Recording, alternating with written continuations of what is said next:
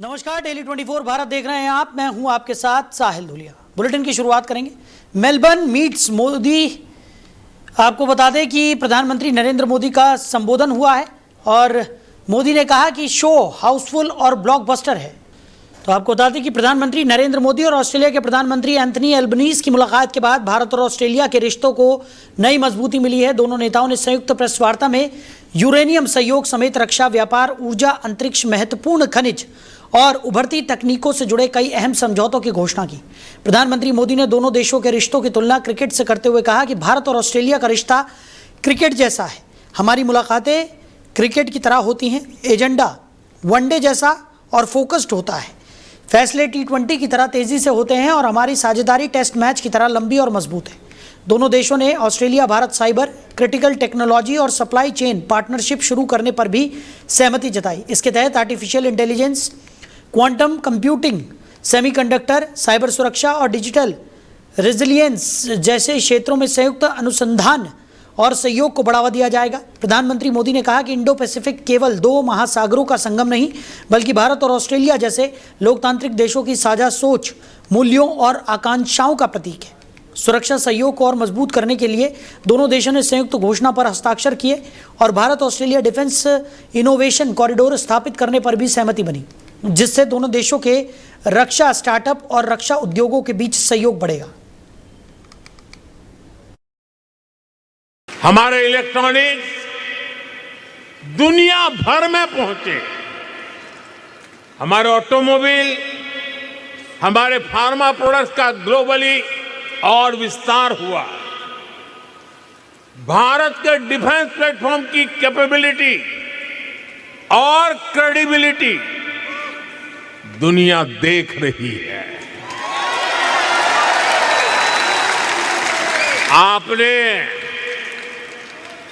आपने ऑपरेशन सिंदूर के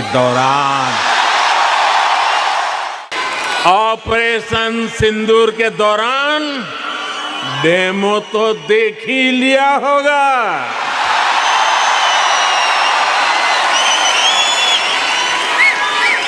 धमाके आतंकियों के अड्डों पर हो रहे थे और गूंज पूरी दुनिया में सुनाई दे रही थी।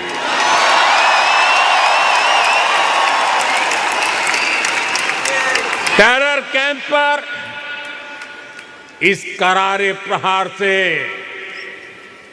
आपको गर्व हुआ कि नहीं हुआ? हुआ कि नहीं हुआ?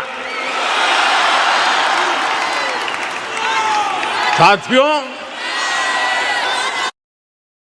वहीं राम मंदिर चढ़ावा चोरी मामले में की जांच में पुलिस को बड़ी सफलता हासिल हुई है। पुलिस ने रिमांड पर चल रहे तीनों आरोपियों लवकुश मिश्रा, अनुकल्प मिश्रा और करुणेश पांडे से पूछताछ के बाद उनकी निशानदेही पर छापेमारी कर नकदी, सोने के जेवर और एक कार बरामद की है। पुलिस के मुताबिक आरोपी अनुकल्प मिश्रा के कब्जे से 20,000 रुपये नगद, सोने की चेन, एक मोबाइल फोन और उसके पिता के नाम से खरीदी गई डिजायर कार बरामद हुई है। पुलिस ने कार को भी जब्त कर लिया है। जांच में यह भी सामने आया है कि आरोपी लवकुश मिश्रा ने कथित तौर पर चोरी के पैसों से अपनी पत्नी को सोने का लॉकेट उपहार में दिया था। पुलिस ने वो लॉकेट भी बरामद कर लिया है। इसके अलावा उसके पास से 38,000 रुपये नगद भी बरामद किए गए हैं। वहीं तीसरे आरोपी करुणेश पांडे के कब्जे से 15,000 रुपये नगद बरामद हुए हैं। पुलिस का कहना है कि रिमांड के दौरान पूछताछ में कई अहम जानकारियां मिली हैं और मामले की जांच लगातार आगे बढ़ रही है। अन्य पहलुओं की भी जांच की जा रही है। वहीं मेरठ कलेक्ट्रेट प्रदर्शन पर पुलिस का बड़ा खुलासा सामने आया है। भीड़ जुटाने के आरोप में पुलिस का एक्शन भी देखने को मिला है।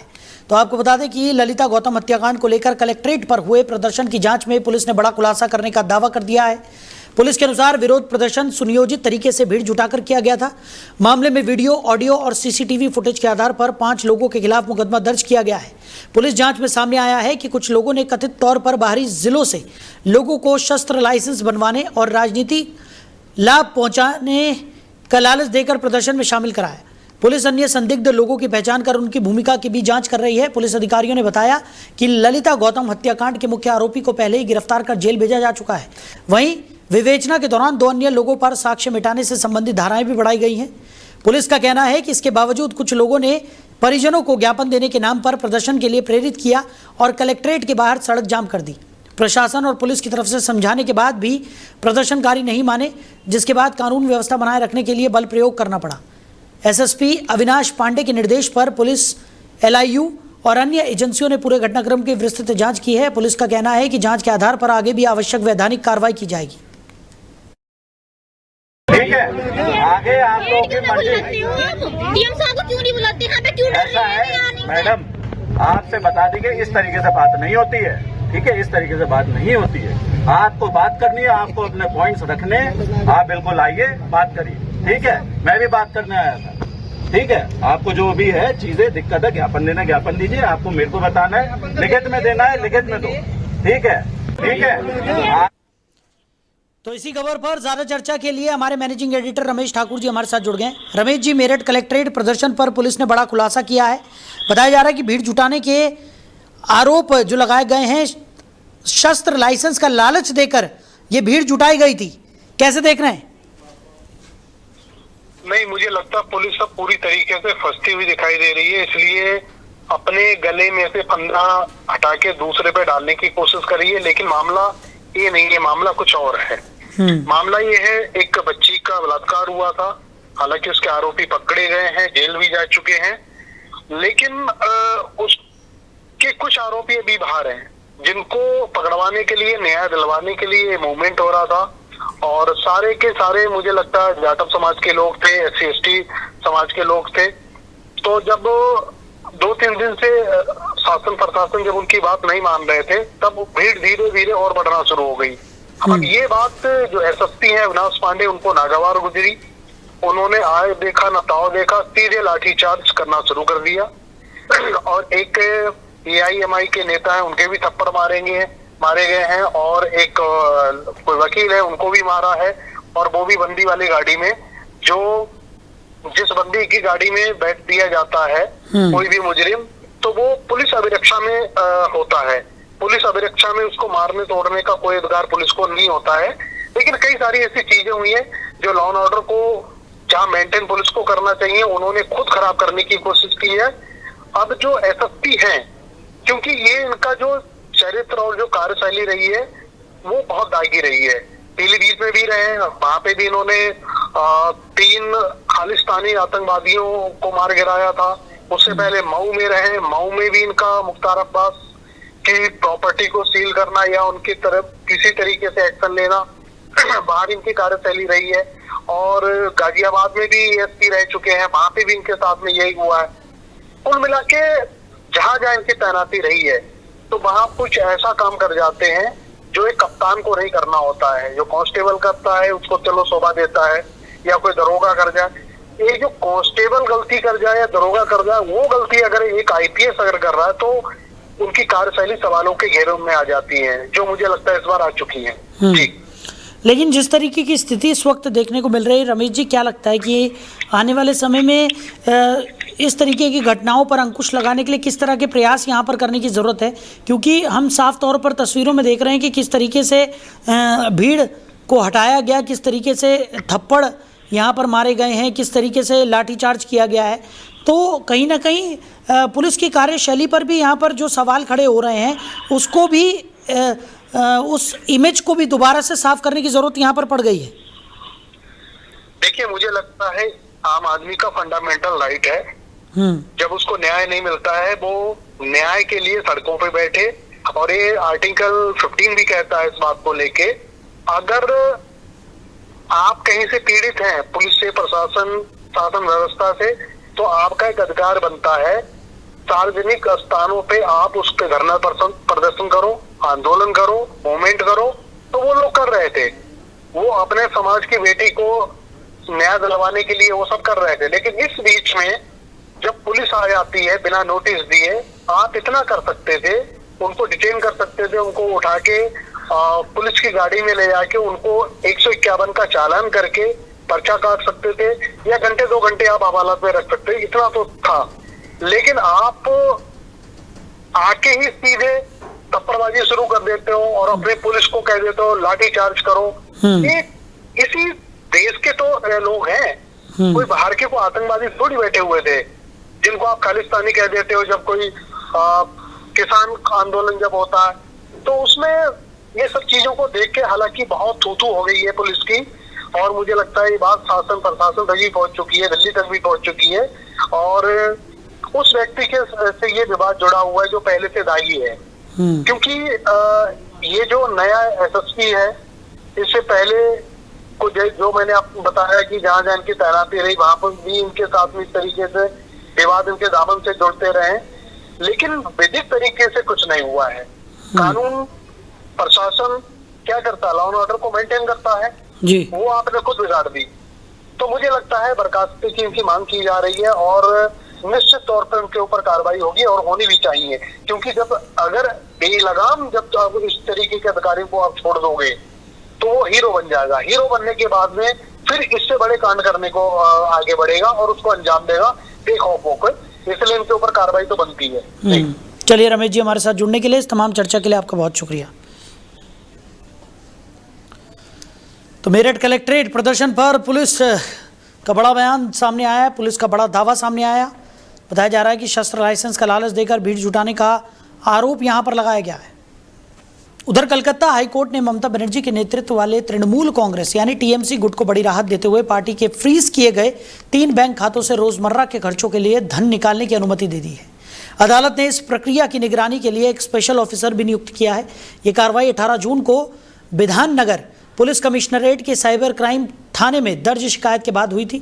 शिकायत में आरोप लगाया गया था कि इन तीनों बैंक खातों का इस्तेमाल कथित तौर पर अपराध से प्राप्त धन रखने के लिए किया गया, जिसके बाद पुलिस ने खातों को फ्रीज कर दिया था। हाईकोर्ट ने सेवानिवृत्त न्यायाधीश सुब्रत तालुकदार को 30 सितंबर 2026 तक स्पेशल ऑफिसर नियुक्त किया है। अदालत के निर्देश के अनुसार खातों के 2 अधिकृत हस्ताक्षरकर्ता स्पेशल ऑफिसर के समक्ष चेक प्रस्तुत करेंगे, जिन्हें उनकी अनुमति के बाद बैंक में भुगतान के लिए भेजा जाएगा। अदालत ने स्पष्ट किया कि पार्टी के रोजमर्रा के संचालन और कानूनी खर्चों के लिए इन खातों का सीमित उपयोग किया जा सकेगा। साथ ही स्पेशल ऑफिसर के 1.25 लाख रुपए प्रतिमाह मानदेय के भुगतान की भी अनुमति दी गई है। कोर्ट ने बैंक अधिकारियों को निर्देश दिया है कि तीनों खातों का इलेक्ट्रॉनिक रिकॉर्ड और बैंकिंग डेटा सुरक्षित रखा जाए, साथ ही चल रही पुलिस जांच में पूरा सहयोग किया जाए। वहीं महाराष्ट्र सरकार ने राज्य में समान नागरिक संहिता यानी यूसीसी लागू करने की दिशा में बड़ा कदम उठाया है।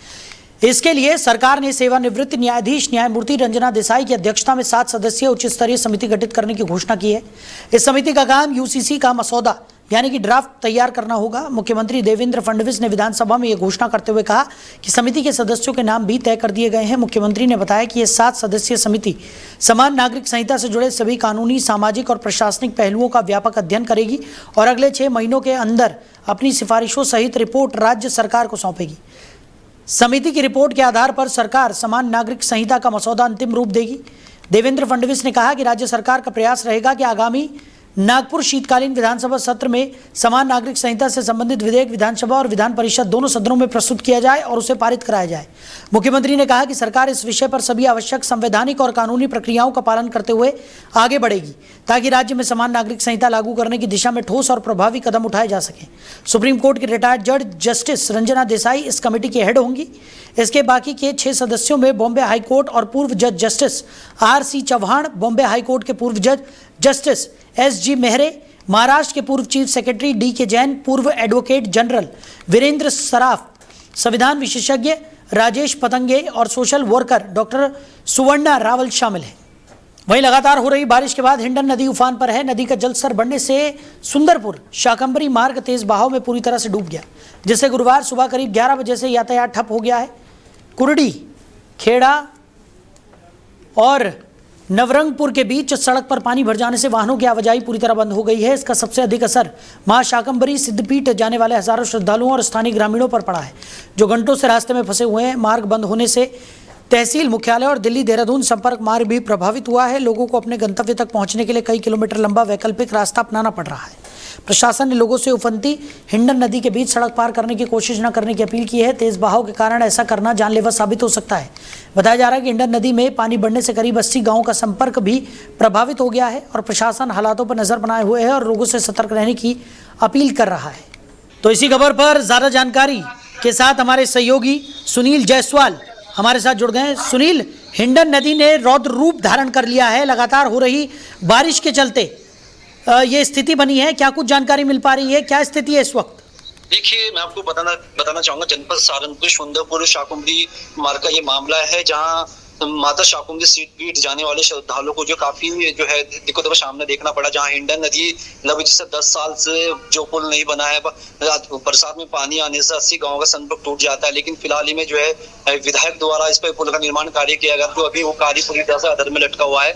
लेकिन उसके बाद कल देर रात से जो है लगातार मूसलाधार बारिश से जिस तरह से गाड़ी क्षेत्र की नदियां उफान पर है, देखा जा रहा है कि क्योंकि लगातार बारिश से जो हिंडन नदी में उफान आने से 80 गाँव का संपर्क टूटा है, जिससे लोगों को काफी परेशानी का यहाँ पे सामना देखना पड़ रहा है। जी, तो अभी क्या स्थिति बताई जा रही है? क्या किसी तरह का कोई वैकल्पिक उपाय यहाँ पर किया गया है, या अभी भी लोग इसी इंतजार में है कि नदी का बहाव थोड़ा कम हो और उसके बाद स्थितियों में थोड़ा सुधार आए? देखिए, जमीनी जो हकीकत है मैं आपको बताना चाहूँगा, सुबह 11 बजे से रास्ता प्रशासन द्वारा ये बंद कर दिया गया था, और जहां लोगों को जो आसपास के जो क्षेत्र के लोग दूसरे गांव में जाने के लिए भी वहां पर उनको परेशानी का सामना करना पड़ा। घंटों भर लोग जो है नदी किनारे खड़े रहे, नदी का भाव कम हो, लेकिन उसके बावजूद भी परेशानी लगातार बढ़ती जा रही है। नदी का उफान लगातार बढ़ता जा रहा है, जिससे लोगों को यहाँ परेशानी का सामना देखना पड़ रहा है। जी, चलिए, हमारे साथ जुड़ने के लिए सुनील, और इस तमाम जानकारी के लिए आपका बहुत शुक्रिया। और हिंडन के तेज़ बहाव में शाकंभरी रोड पूरी तरह से डूब गया है। वहीं लगातार हो रही बारिश के बीच देहरादून मसूरी राष्ट्रीय राजमार्ग पर अलमस के समीप लवाखाल क्षेत्र में पहाड़ी दरकने से अचानक भारी बोल्डर और मलबा सड़क पर आ गिरा। इससे राष्ट्रीय राजमार्ग पूरी तरह अवरुद्ध हो गया और दोनों ओर वाहनों की लंबी कतारें लग गई। मार्ग बंद होने से यात्रियों और पर्यटकों को काफ़ी देर तक परेशानियों का सामना करना पड़ा। सूचना मिलते ही राष्ट्रीय राजमार्ग विभाग की टीम जेसीबी मशीन के साथ मौके पर पहुंची और युद्ध स्तर पर मलबा हटाने का अभियान शुरू किया। कड़ी मशक्कत के बाद सड़क से बोल्डर और मलबा हटाकर मार्ग को पूरी तरह साफ किया गया, जिससे यातायात दोबारा सुचारू हो गया और फंसे यात्रियों ने राहत की सांस ली। बारिश के कारण पहाड़ियों से लगातार मलबा गिरने की आशंका बनी हुई है। इसे देखते हुए प्रशासन और एनएच विभाग ने वाहन चालकों से संवेदनशील क्षेत्रों में बेहद सतर्कता के साथ यात्रा करने और बारिश के दौरान पहाड़ी मार्गों पर आवश्यक रूप से रुकने से बचने की अपील की है। मानसून को देखते हुए एनएच विभाग ने संवेदनशील स्थानों पर निगरानी बढ़ा दी है, ताकि किसी भी आपात स्थिति में तत्काल कार्रवाई कर यातायात को जल्द से जल्द बहाल किया जा सके। वहीं खटीमा क्षेत्र के बरी अंजनिया गांव में भूमि विवाद को लेकर हुई कथित फायरिंग के मामले में पुलिस और प्रशासन ने कार्रवाई तेज कर दी है। अब तक 3 आरोपियों को गिरफ्तार किया जा चुका है, जबकि फरार आरोपियों की पहचान कर उनकी तलाश जारी है। घटना में इस्तेमाल किए गए वाहन को भी पुलिस ने सीज कर दिया है। घटना के बाद जिला पंचायत अध्यक्ष अजय मौर्य पीड़ित परिवार से मिलने उनके घर पर पहुंचे और पूरे मामले की जानकारी ली। उन्होंने कहा कि मामले की जानकारी मिलते ही प्रशासन को तत्काल कार्रवाई के निर्देश दे दिए गए थे। उन्होंने बताया कि मुख्यमंत्री पुष्कर सिंह धामी के स्पष्ट निर्देश हैं कि भू माफिया और कानून व्यवस्था बिगाड़ने वालों के खिलाफ सख्त कार्रवाई की जाए और किसी भी दोषी को बख्शा न जाए। पीड़ित महिला उमा जोशी ने बताया कि उनका परिवार पिछले करीब 60 वर्षों से संबंधित भूमि का स्वामित्व रखता है। उनका आरोप है कि पिछले वर्ष उनकी गन्ने की फसल को नुकसान पहुंचाया गया था। वहीं 3 जुलाई को धान की रोपाई की तैयारी के दौरान कुछ लोग हथियारों के साथ पहुंचे और उनके देवर दिनेश जोशी के साथ मारपीट की। महिला का यह भी आरोप है कि अगले दिन आरोपियों ने उनके पति पर जानलेवा हमला करने का प्रयास किया और ग्रामीणों के पहुंचने से पहले हवाई फायरिंग कर मौके से फरार हो गए। पीड़ित परिवार ने सभी आरोपियों की जल्द गिरफ्तारी और सख्त कार्रवाई की मांग की है। वहीं विभिन्न सामाजिक संगठनों ने भी निष्पक्ष जांच और दोषियों के खिलाफ कठोर कार्रवाई की मांग की है। तो शाम के वक्त जब हमारे बरी अंजनिया का जो जोशी परिवार है जो उस खेत में खेती करता है, उसमें सडनली कुछ हमलावर, कुछ काबिज लोग ऐसे आए, गैंगस्टर टाइप के लोग आए, जिन्होंने उनके ऊपर हमला किया।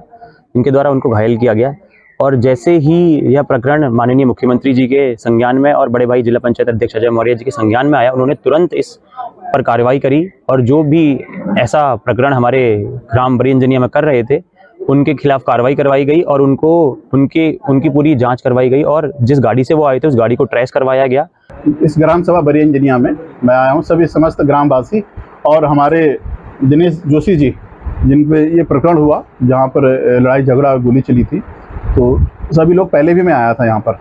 तो इसमें तत्काल प्रशासन ने तुरंत कड़ी कार्रवाई करते हुए तुरंत एक्शन में 3 गिरफ्तारी हो चुकी है और बाकी की पहचान भी हो चुकी है और उनकी गिरफ्तारी हो गई है। उनके वाहन भी जब्त हो गए हैं और अभी उनको जेल भेजा जा रहा है। और उसके बाद इसके पीछे जो अभी शिनाख्त होने के बाद जो उनको पहचान कर ली गई है, वो अभी फरार चल रहे हैं, तो उनको दबिश दी जा रही है। उसके बाद उनकी गिरफ्तारी होने के बाद वो भी जेल जाएंगे। और उसके बाद हमारे यहाँ जो इसके पीछे जो भूमाफिया लगा हुआ है, जिसने ये पूरे इसको संरचना रचा है, जिसने ये पूरा किया है, कि एक ऐसे प्रकरण, यहाँ की जानकारी, यहाँ के लोग, यहाँ के खेती के बारे में जो अगर यहाँ पे जो भी इसमें मिला है, जिसने भी कराया है, उसको भी संज्ञान कॉल डिटेल वगैरह निकाली जा रही है। जैसे ही कॉल डिटेल निकलेगी, हमें साक्ष्य आएंगे, तत्काल उन पर कार्रवाई होते, उन पर भी मुकदमा दर्ज किया जाएगा। जमीन खरीदे हुए तो मेरे 60 साल हो चुके हैं और आज तक तो केस चल रहा है ज़मीन में हमारा, और उसके बावजूद भी अच्छे से खेती वेती कर रहे हैं। लेकिन बीच में पहले एक साल पहले आज से गन्ने की फसल हमारी पूरी जोत दी गई थी। उस समय भी हमने यहाँ एक्शन रिपोर्ट करी, सब कुछ करा, तो कोई सुनवाई नहीं हुई हमारी बिल्कुल भी। और इस बार मुख्यमंत्री जी के उससे और अजय मौर्य जी के उनसे बहुत हमें सहयोग मिला है। 3 तारीख के दिन मेरे जो हस्बैंड हैं वो खेत बना रहे थे, उसके बाद देवर और एक नौकर वहाँ पे खेत में काम कर रहे थे, मेड वगैरह लेस रहे थे। तो अचानक जब ये मेरे हस्बैंड घर ट्रैक्टर लेकर आ गए तो पीछे से खाली देवर और नौकर ही बचे थे। तो 2 गाड़ियां आई व्हाइट कलर की, उसमें से कुछ तलवार और उनके पास बंदूकें थी, और फिर उन्होंने जोर से बहुत ही गंदे शब्द बोल के गालियां दी और जान से मारने की धमकी दी मेरे हस्बैंड को। तो फिर देवर बोले कि मतलब ऐसे क्यों बोल रहे हो, हमारा खेती हम इतने सालों से कर रहे हैं करके। तो उन्होंने ना आओ देखा ना आओ देखा, बस उतर के इनको डंडों से पूरी तरीके से मार दिया।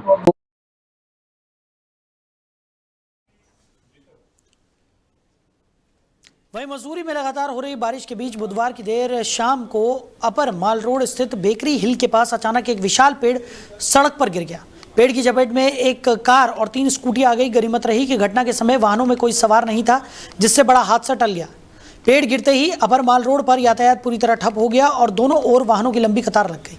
सूचना मिलते ही मसूरी पुलिस, फायर सर्विस और वन विभाग की टीम मौके पर पहुंची। संयुक्त अभियान चलाकर कटर मशीन से पेड़ को काटकर हटाया गया, जिसके बाद यातायात सुचारू कराया गया। फायर सर्विस के अधिकारी प्रदीप कुमार ने बताया कि त्वरित कार्रवाई करते हुए पुलिस और वन विभाग के सहयोग से कुछ ही समय में सड़क से पेड़ हटाकर मार्ग को खोल दिया गया। वन विभाग के वन दरोगा अभिषेक सजवान ने बताया कि लगातार बारिश के चलते कई पुराने और जर्जर पेड़ गिरने की स्थिति में है। ऐसे पेड़ों को चिन्हित किया जा रहा है ताकि समय समय पर उनकी लॉपिंग और ज़रूरत पड़ने पर हटाने की कार्रवाई की जाती है। उन्होंने लोगों से अपील की कि बारिश के दौरान पेड़ों और पहाड़ी ढलानों के पास वाहन खड़े न करें और सुरक्षित स्थानों पर ही रहें।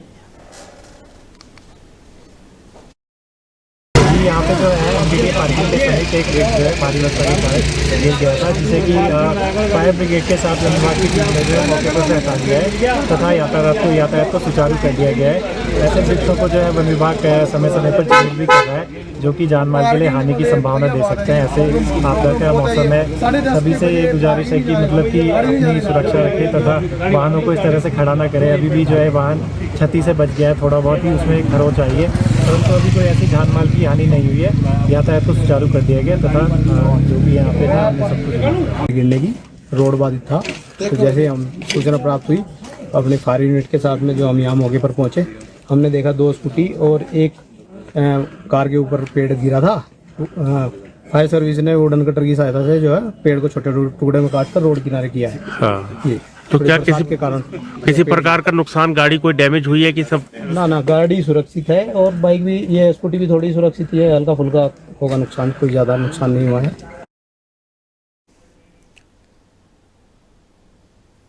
वहीं लगातार हो रही मूसलाधार बारिश के बीच गंगोत्री राष्ट्रीय राजमार्ग पर नालू पानी के समीप भूस्खलन होने से सड़क पर भारी मलबा और बोल्डर आ गए, जिससे मार्ग बाधित हो गया। हाईवे बंद होने से यात्रियों और स्थानीय लोगों की आवाजाही प्रभावित हुई।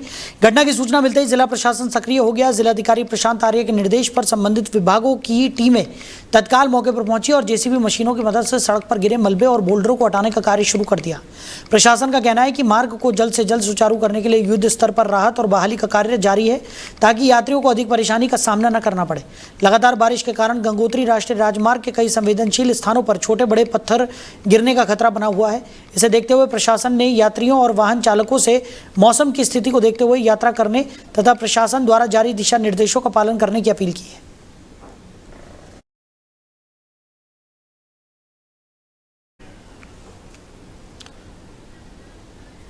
वहीं विश्व प्रसिद्ध सिद्ध मां सुरकंडा धाम में प्रवेश द्वार कद्दूखाल बाजार में होटल निर्माण के लिए की जा रही खुदाई के बीच बड़ा हादसा होते होते टल गया।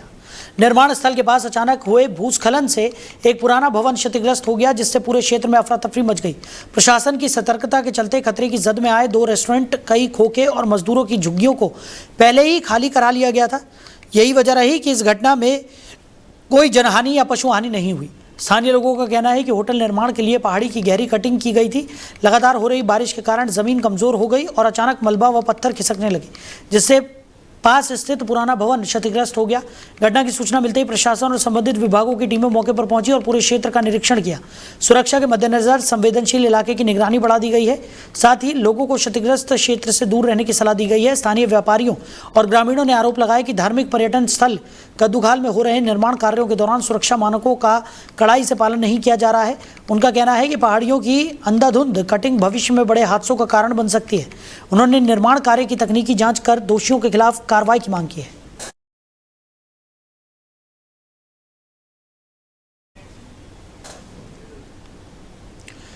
वहीं खटीमा के बड़ी अंजनिया गांव में भूमि विवाद के दौरान हुई कथित फायरिंग के मामले में पुलिस ने बड़ी कार्रवाई करते हुए 3 आरोपियों को गिरफ्तार कर लिया है।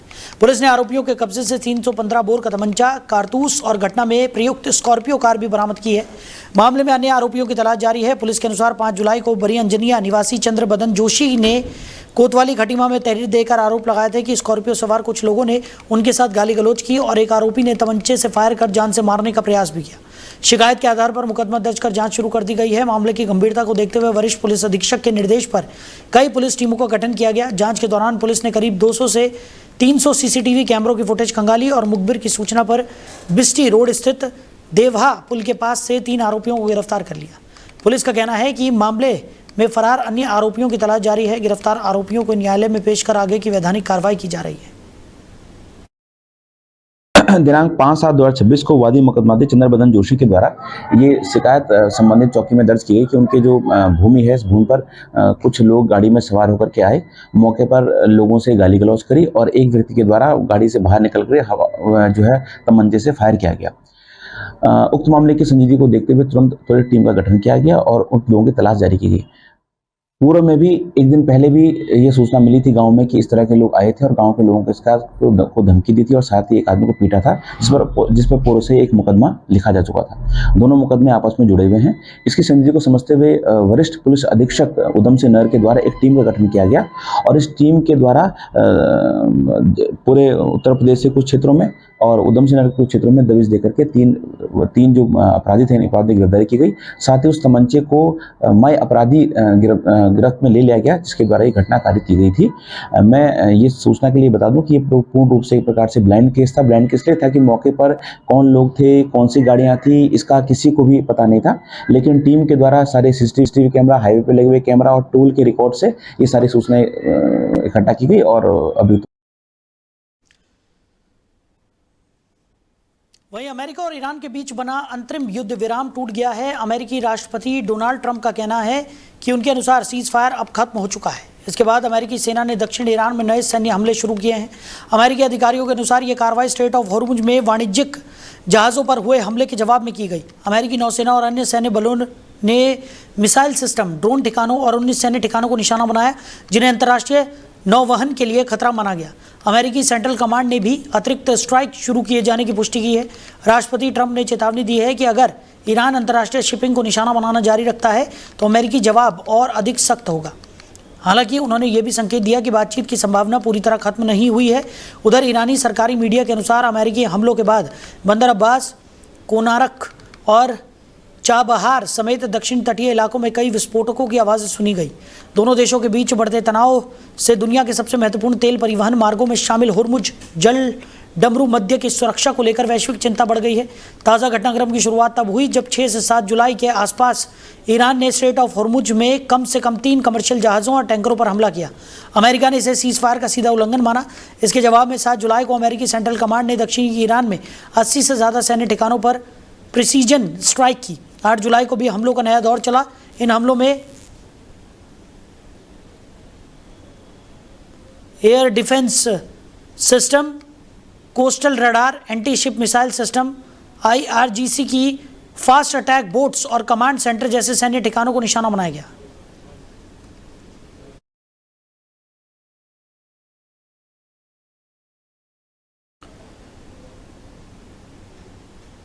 वहीं देश भर में मानसून अब राहत के साथ साथ कई राज्यों के लिए बड़ी चुनौती बन गया है। महाराष्ट्र, गुजरात, केरल और दिल्ली NCR में लगातार हो रही भारी बारिश से जनजीवन बुरी तरह प्रभावित हुआ है। कई जगह जलभराव, भूस्खलन और हादसों की घटनाएं सामने आई हैं। महाराष्ट्र के पुणे के पिंपरी चिंचवाड़ इलाके में बारिश के दौरान कचरे का विशाल ढेर एक इमारत पर गिर गया, जिससे भवन ढह गया। अधिकारियों के अनुसार इस हादसे में कम से कम 11 लोगों के मारे जाने की आशंका जताई जा रही है, जबकि राहत और बचाव अभियान जारी है।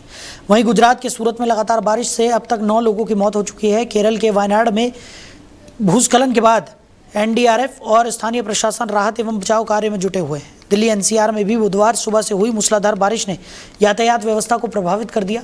कई प्रमुख सड़कें और अंडरपास जलमग्न हो गए। गाजियाबाद के सेक्टर 62 के पास NH 24 की सर्विस लेन भी पानी में डूब गई, जिससे वाहनों की आवाजाही प्रभावित रही। भारतीय मौसम विभाग ने राजधानी के अधिकांश इलाकों के लिए रेड और ऑरेंज अलर्ट जारी करते हुए गरज चमक, बिजली गिरने और भारी बारिश की चेतावनी दी है। लोगों से अनावश्यक यात्रा से बचने और मौसम संबंधी सलाह का पालन करने की भी अपील की गई है।